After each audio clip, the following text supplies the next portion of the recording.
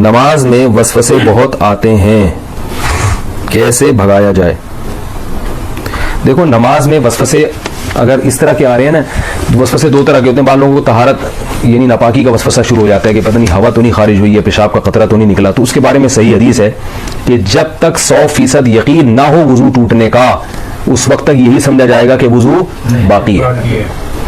अब जो वसवसे का मरीज है उसको ये शुबा होता है पता नहीं मुझे 100% यकीन हो रहा है कि नहीं हो रहा है, तो उसका उलमा ने हल लिखा है कि अगर आप कसम उठा के कह सके ना, कोई उस वक्त पूछे कि भाई आपकी हवा खारिज हुई है या पेशाब का कतरा निकला है, तो आप कसम उठा के बोले अल्लाह की कसम हवा खारिज हुई है, तो ये इसकी अलामत है आपको 100% यकीन है। यानी अगर आप कसम उठा सकते हो तो कहा जाएगा कि वुजू टूटा है।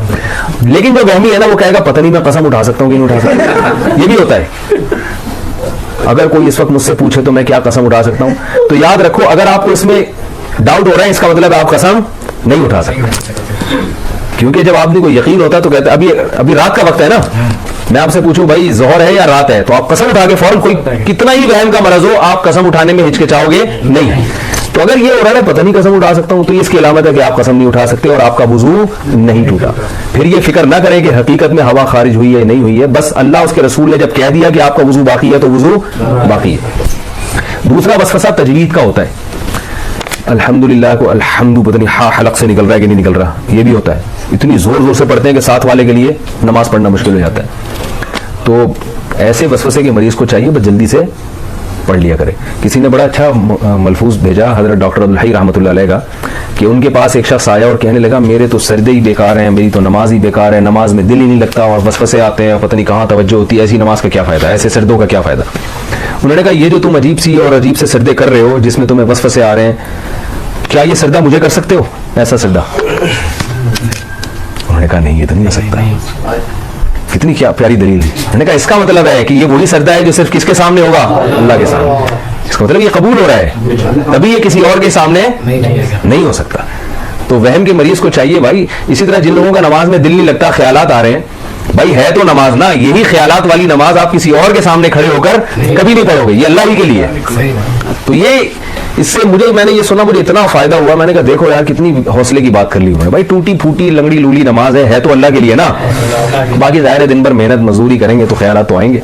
ख्याल तो ऐसी चीज है जितना भगाओ और आएगा। वो लतीफा सुना है कुत्ते वाला, वो एक पीर साहब ने किसी को, जाली पीर थे ना, तो ये तावीज़ गंडों का काम बहुत करते हैं, तो इन्होंने किसी को तावीज़ दिया और 50-60 हज़ार रुपये उस तावीज़ की कीमत ली।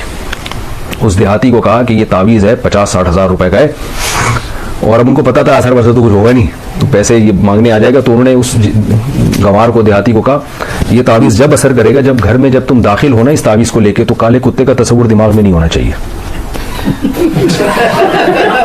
अब आप बताओ कौन घर में दाखिल होता है तो काले कुत्ते का तस्वुर होता है?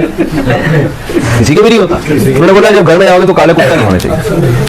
अब वो कह रहे यार 50 हज़ार रुपये खर्च हो गए और अगर काला कुत्ता दिमाग में आ गया तो सारा तावीज़ जाया।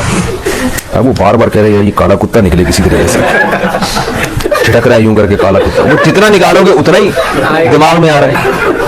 अब घर की दहलीज पे पहुंच गया तो यूं करके कुत्ता निकाल रहा है और आ भी काला ही रहा है। कह रहे कम्बल देख तो आ भी कुत्ता है और ऊपर से काला ही आ रहा है।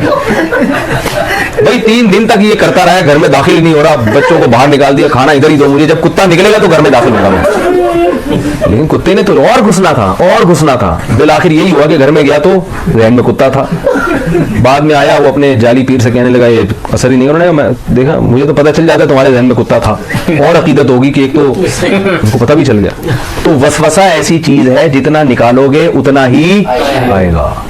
इसलिए हकीमुल उम्मा हजरत मौलाना शरफ अली थानवी रहमहुल्लाह ने लिखा है कि वसवसे का हल ये है कि ना निकालो ना खुद से सोचो, जो खुद से आ रहा है आने दो। अल्लाह जब इसी वसवसे के साथ नमाज कबूल कर रहे हैं तो ठीक है।